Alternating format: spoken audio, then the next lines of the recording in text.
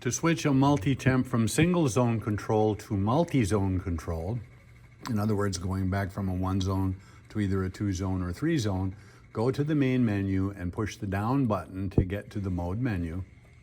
Hit select.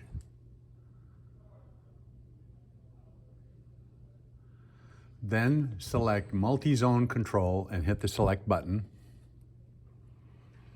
And the unit will go back to multi-zone control, which means that it will go from operating like a single temp to operating like a multi-temp.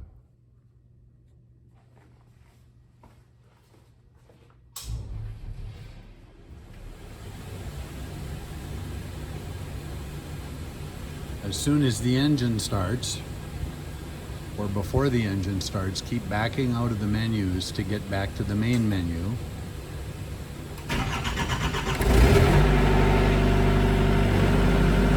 So we hit exit from change mode, exit from the main menu, and the unit goes back to being configured like a multi-temp. Make sure you verify the set points for each zone. That's all there is to it.